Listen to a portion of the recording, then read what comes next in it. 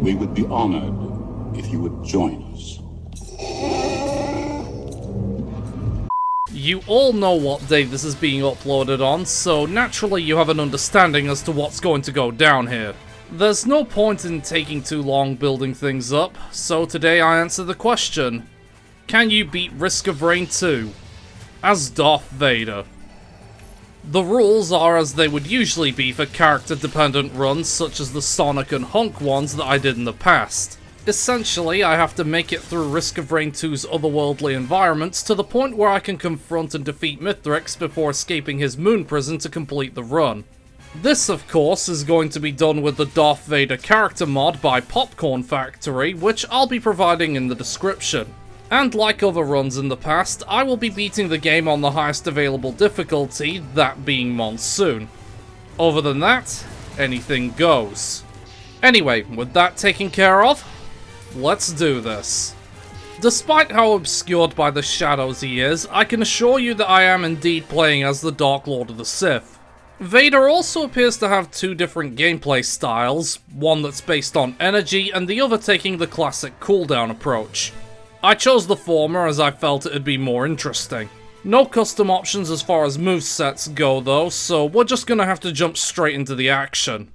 After Vader's shuttle has another happy landing in Titanic Plains, it's time to get acquainted with the character in this setting.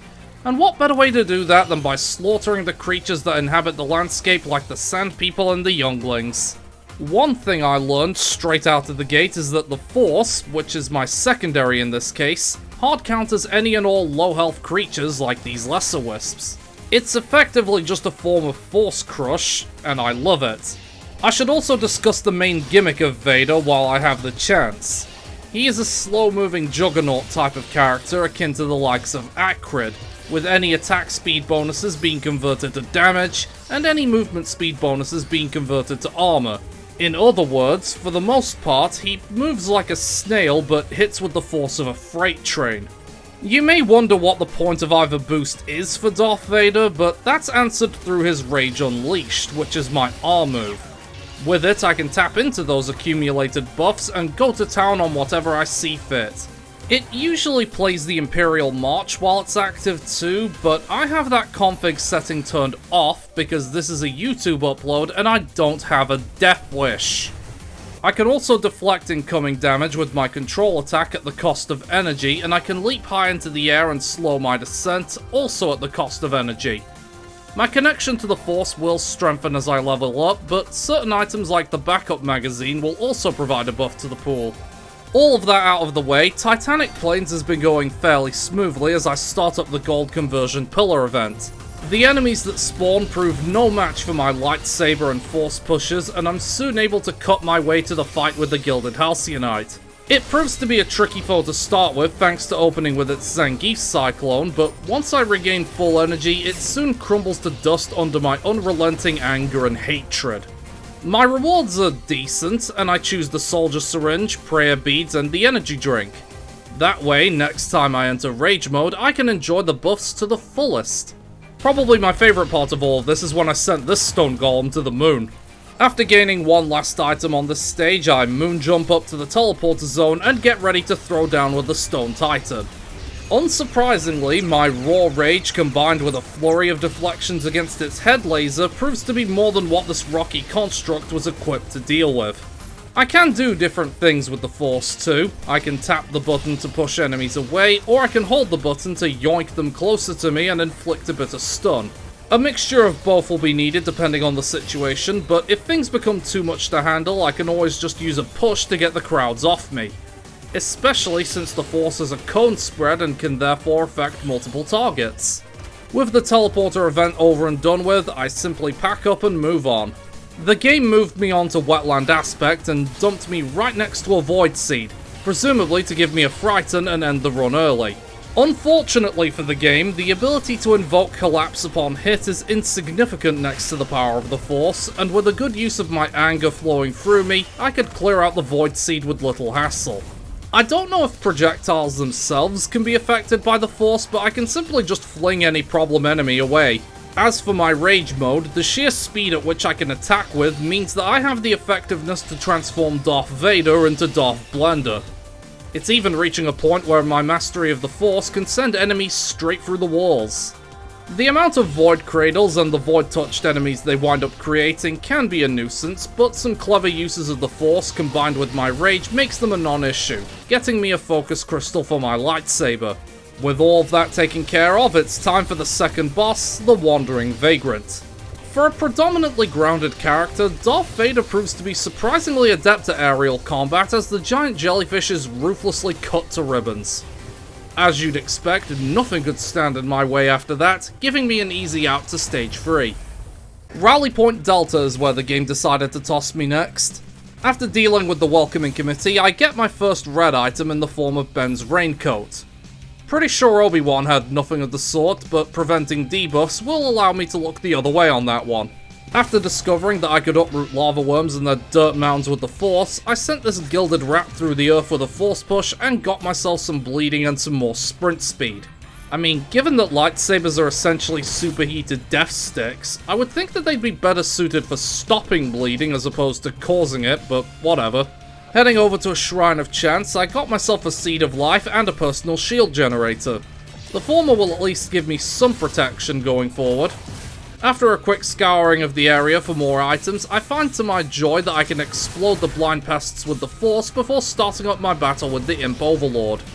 While in my base form I could have had some trouble with this thing, the fight was basically over once I entered Rage mode, even finishing the fight with a Force push to make it seem as if I pushed it back to whence it came. The Force truly is my greatest asset in this run, as any problem enemies surrounding me can just be shoved away to Kingdom Come.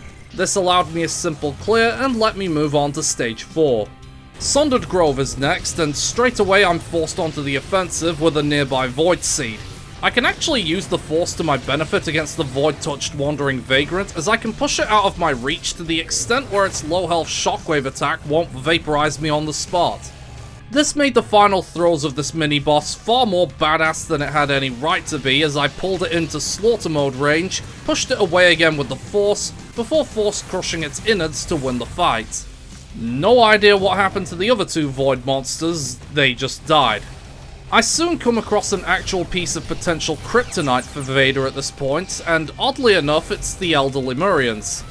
Unless I have my deflect skill up when they close the gap, they can and will shred my enormous health pool in seconds with their flame breath.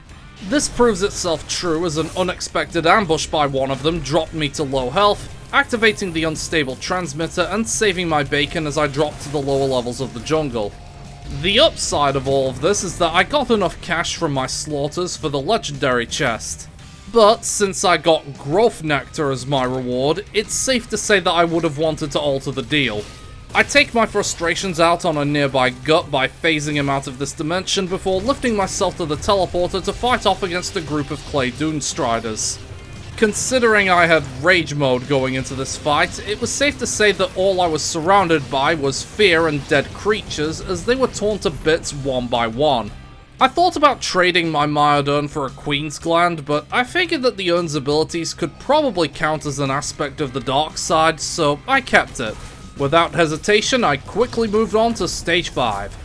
Sky Meadow is where I got sent to, and I wasted no time seeking out the biggest threats and pulled them in with the Force to get into red-hot meat grinder range.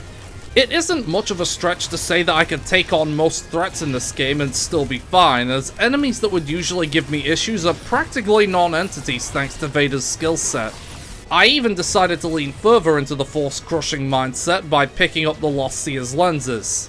When we're this late on into the run where one mistake could snowball into complete failure, you'd think that activating a Shrine of the Mountain would be foolish. And if you genuinely think that, then I find your lack of faith disturbing. Sure, it throws a horde of magma worms at me, but still, just look at what's going on here, as the Force rips them to shreds and grants me the opportunity to lob fireballs with my lightsaber swings. I take the opportunity to slay some stray younglings and fired up the teleporter, fully ready to storm commencement and deal with Mithrix. He will join us, or die. One has to imagine what the King of Nothing must be thinking, watching this all-black clad figure throwing his prized creations around like beach balls without a care in the world. Unfortunately, the Force didn't grant me enough juice to pillar skip, but that just means a little extra confrontation, which really isn't that big a deal if I'm gonna be honest here. Making the slow march to the Pillar of Blood makes the carnage occurring around me seem all the more amazing with Vader's unflinching stride amidst the hails of energy blasts. The Pillar of Blood did threaten my life bar, but a quick flurry with Rage Mode could let me finish it off in short order. One benefit of being Darth Vader in an environment like this is the multitudes of cliffs everywhere for me to chuck the opposition from. I wanted to peruse the potential upgrade cauldrons and thought, yeah, I've got time. Plus 2 more pillars were in the area, so I may as well. There were a few enticing options here and there, but I ultimately opted for none of them, seeing as how I felt satisfied with my build already. The pillars of design were honestly not as bad as I thought they would be. I don't know if it's because of the way Anakin handles, or if it's the Force factoring into things, but either way, the pushing effects of the shockwaves didn't seem to be affecting me much, if at all really. That just left a single pillar of mass, and it was a complete pushover. Any lunar chimera that came my way, I could simply bully by force yeeting them off the sides, or just whittling them down with my lightsaber. With nothing else left, I slowly made my way for the launchers that would allow me to begin the climactic duel of the fates as I get ready to face off with Mithrix. With my rage mode active, even this guy was a pushover, as he wasn't really able to hold up to my non-stop barrage of saber slashes. Even better is that thanks to my deflect, as long as I had energy in the tank, I could no-sell basically anything he threw at me. It truly makes Darth Vader seem more imposing when he can casually parry a supercharged mallet strike from a massively powerful alien creature twice his size.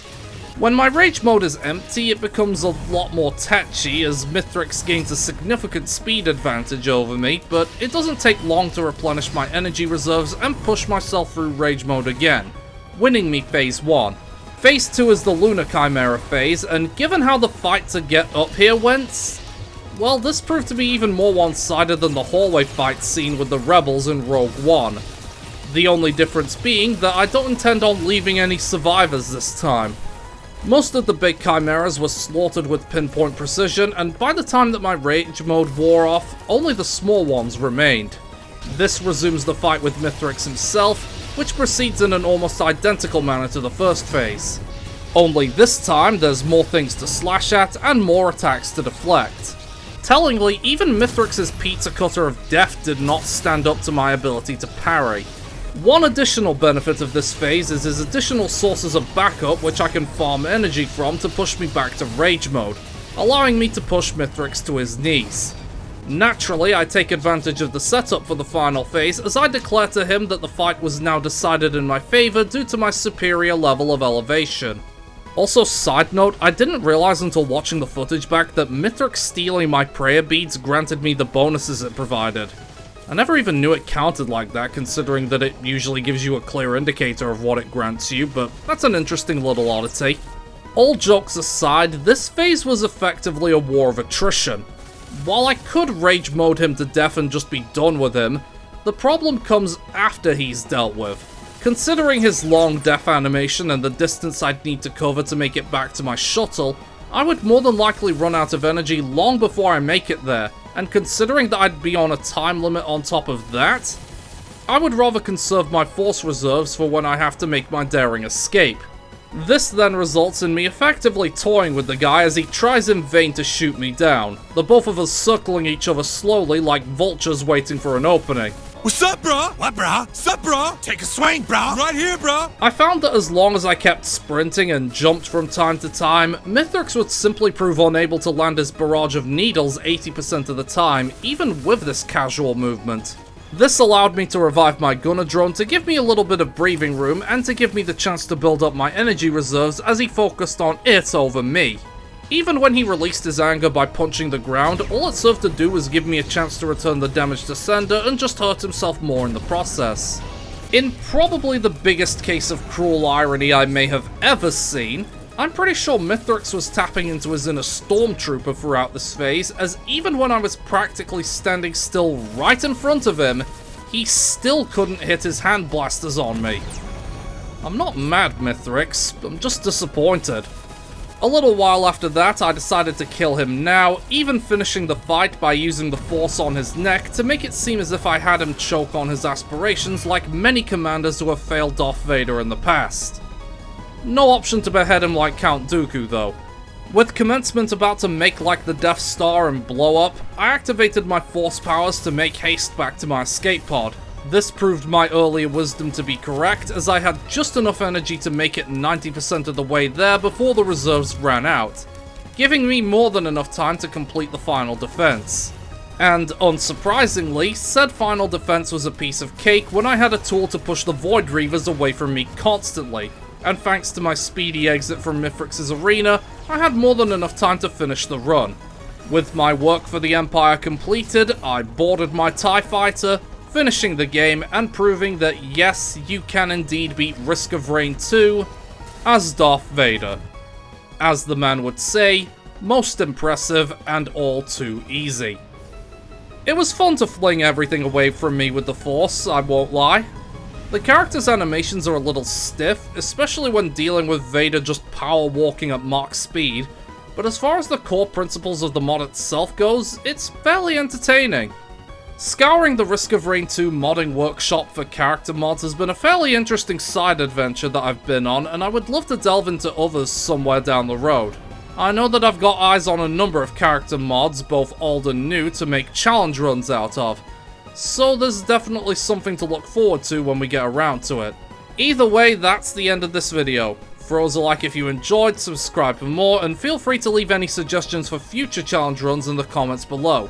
I'm always open to ideas, and what you suggest to me could end up being a future video. But until that point comes along, I'll see you on whatever I do next. Take care now.